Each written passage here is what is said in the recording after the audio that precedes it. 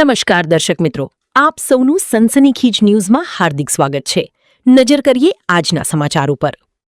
વડોદરા તાલુકાના Varnama police station હદ વિસ્તારમાં ડભોઈ રોડ પર આવેલા કુબેર એક્સપ્રેસના F1 103 ફ્લેટમાંથી યુવાનનો મૃતદેહ મળી આવ્યો। પ્રાથમિક તપાસમાં મૃતક યુવાન માંજલપુર આકાશવાણી પાછળ આવેલી ચિત્રકૂટ સોસાયટીનો રહેવાસી હોવાનું સામે આવ્યું છે। મૃતક યુવાનની ઓળખ આકાશ રવિભાઈ પાટીલ તરીકે થઈ હોવાનું જાણવા મળ્યું છે। મળતી માહિતી મુજબ આકાશ પોતાની બાઇક માંજલપુર ઈવા મોલ પાસે મૂકી ઇકોવાનમાં મિત્રો સાથે નીકળ્યો હતો। આકાશને તેના મિત્રો ફ્લેટ પર મૂકીને જતા રહ્યા હોવાની માહિતી સામે આવી છે। મૃતક યુવાન ખાનગી કંપનીમાં નોકરી કરતો હોવાનું જાણવા મળ્યું છે। ઘટનાની જાણ થતાં પરિવારજનોને બોલાવી તેમને કેલનપુર પોલીસ ચોકી ખાતે લઈ જવામાં આવ્યા છે। મૃત્યુનું ચોક્કસ કારણ હાલ અકબંધ છે। પોલીસે મૃતદેહને પોસ્ટમોર્ટમ માટે મોકલી તપાસ શરૂ કરી છે। વરણામા પોલીસે ઘટના સ્થળે પહોંચી વધુ તપાસ હાથ ધરી છે। ગઈકાલે રાત્રે તારીખ 13ની તારીખે મેં રાત્રે મારા છોકરાને શોધવા માટે મેં નીકળ્યો હતો, કેમ કે જોબ પરથી ઘરે 7:30 વાગ્યાના અરસામાં નથી આવ્યો, તો મેં એને જોબ પર શોધવા માટે ગયો હતો, પણ ત્યાં મને હાજર પર નહોતો મળ્યો। પછી મેં એને એક બે જગ્યા પર મને જાણ હતી કે ભાઈ આ જગ્યા પર હશે, તો મેં ત્યાં શોધવા ગયો પણ તે નહીં મળ્યો અને સરસ્વતી કોમ્પ્લેક્સ પર પાછળ એની બાઇક મને દેખાઈ, તો મેં ત્યાં રાત્રે 2 થી 3 વાગ્યાના અરસામાં ત્યાં જ હતો કે ભાઈ છોકરો હમણાં આવશે, પણ એ રાત સુધીમાં નહીં આવ્યો। પછી થાકી હારીને મેં ઘેર જતો રહ્યો। પછી મેં વિચાર કર્યો કે સવારે ઉઠીને પોલીસને જાણ કરીશ, પણ મેં પોલીસે જાણ કરતાં પહેલાં મેં કીધું લાવ હું મારી રીતે એના ભાઈબંધોને ફોન કરી જોઉં, જો કદાચ કંઈક આ લોકોથી મને જાણકારી મળે તો મારો છોકરો ક્યાં છે ક્યાંની મને ખબર પડી જાય। તો મેં એમ કરીને રાજને ફોન કર્યો। પછી રાજે મને કીધું કે હા અમે લોકો આ જગ્યા પર ગયા હતા, તો મેં કીધું મને એ લોકેશન બતાવે। તો રાજ અને સુમિત આ 2 જણાને લઈને મેં એ લોકોને ફોન કર્યા। મેં કીધું તમે લોકો મારા ઘરે આવો તો આપણે એ જગ્યા પર આપણે જઈએ, તો કે સારું। એ 2 જણા મારી જોડે આવ્યા અને પછી એ લોકોને મેં કીધું કે કઈ જગ્યાએ, તો કે મને કે વાઘોડિયા પર છે। પછી વાઘોડિયામાં અમે જઈને આવ્યો અને પછી એને કીધું મને કે વાઘોડિયામાં નહીં હોય તો આપણે લોકેશન મને ખ્યાલ નથી, તો આપણે અજયને પૂછીએ કે। મેં કીધું અજય કોણ? તો કે જે જગ્યા પર અમે રાત્રે ગયા હતા ને એ। તો કે અજયને મેં કીધું ફોન કર, તો અજયને ફોન કર્યો તો કે હું આવું છું કરતાં એને અડધો પોણો કલાક એમાં જતો રહ્યો, પણ આવ્યો ખરી। જે જગ્યા પર ઘરમાં એની લાશ પડી છે અત્યારે હાલ એ અજયનું જ ઘર છે।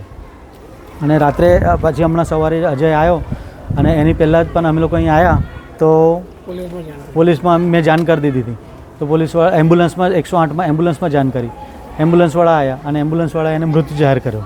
પછી અમે પોલીસને જાણ કરી। બસ અત્યાર સુધીનો અત્યારે આ છે। શું નામ છે આપનું? રવિન્દ્ર વસંત પાટીલ। તમને ક્યારે જાણ? આ ઘટના તો રાતની જ થઈ હતી સાહેબ, ગુમ થયો હતો એ ડેલી 8 વાગે આવતો હતો એ ઘેર, તો હું 9 વાગે ઘેર ગયો ને તો મને છોકરીએ જમાઈ કીધું કે ભાઈ આજે આવ્યો નહીં આકાશ। મેં પછી મારે તો કરી જતો હતો સાહેબ। પછી 10:30 વાગે જમાઈને બોલાય કે મામા મને મળતો નહીં ગયા આકાશ। મેં કહ્યું હું બી આવું કે નહીં હતો, મેં નહીં આવતા કે આવી જઈશું। એનો એક ફ્રેન્ડ નહીં ભડાક હતા, તો એ મને ફોન કર્યો કે નહીં કંઈ મળતો નહીં। પછી સવારે 6 કે 7 વાગે એમને મને કોલ નહીં કર્યો, પેલા છોકરા એના જોડે હતા ને એમને કોલ કર્યો તો એક છોકરાએ ઉપાડ્યો ફોન એમાં। અમિત કે કંઈ નામ છે ને એનું, રાજ। એ છોકરાએ ફોન ઉપાડ્યો કે અમે કે વાઘોડિયા ગયા હતા, વાઘોડિયા પહોંચ્યા ગયા આ લોકો તહીં। પછી કે આ નહીં યાર કે બીજું લોકેશન છે, કે પછી અહીં લઈ આવ્યા મારા છોકરાએ જમાઈ અને 2-3 છોકરાઓ અહીં આવ્યા તો આ કન્ડિશનથી સાહેબ। એના કયા મિત્રો સાથે આવ્યો? એ જ તો 2-3 છોકરા એ જ, બીજા તો મને ખબર નથી, આપણે તો હતા નહીં હાજર પર, એ જે હાથે હતા એ જ ને। કોઈ વ્યસન હતું? ના, વ્યસન તો સાહેબ 22 વર્ષની ઉંમર છે સાહેબ એની, અમને એવું અનુમાન નહીં થયું એના મિત્રો જોડે થયું હશે તો બની શકે સાહેબ। બાકી 22 વર્ષનો છોકરો અમારા ઘર કોઈ જાણકારી મળી? જાણકારી આવ્યા પછી જ જાણકારી મળે ને સાહેબ, બાકી તો કંઈ જાણકારી હતી જ નહીં। જે સ્થળ પર જઈએ તો જ જાણકારી મળે ને સાહેબ કે હું થયું છે એવું। પોલીસમાં તમે આવીને પછી જાણ કરી? મેં નહીં કર્યું, જમાઈ અને પપ્પાએ કરી સાહેબ। મેં હતો હવે તમે શું માંગ કરી રહ્યા છો? માંગ તો એ જ ને સાહેબ, આજે કહું તો એક દીકરો જાય તો કોઈ નહીં મારે છે, કોઈ નહીં મળે સાહેબ, લાગે તો ખરી જ ને। અને ચિત્ર તમારા સામે છે સાહેબ, એ છોકરા કહે છે કે અમે અહીં તહીં નહોતા અહીં હતા, અહીં આવું ફરાક ડાઉટ એમના પર જ જાય ને સાહેબ। સાથે અંગત દુશ્મની બિલકુલ નહીં સાહેબ। છોકરો ક્યાં નોકરી કરતો હતો? બજાજ ફાઇનાન્સમાં હમણાં લાગ્યો હતો, પહેલાં પછી જતો તરસાલી એમાં આઈટીઆઈમાં, તો ત્યાં બી પાર્ટ ટાઈમમાં એ થઈ જતો હતો બજાજ ફાઇનાન્સમાં। અમે 1-1.5 મહિના જ થયો, એ તો બી ગયા હતા અમે લોકો રાતે, જમાઈ ગયા હતા તઈ, તો તઈ બી કંઈ તપાસ નહીં ગઈ। શું નામ છે તમારું?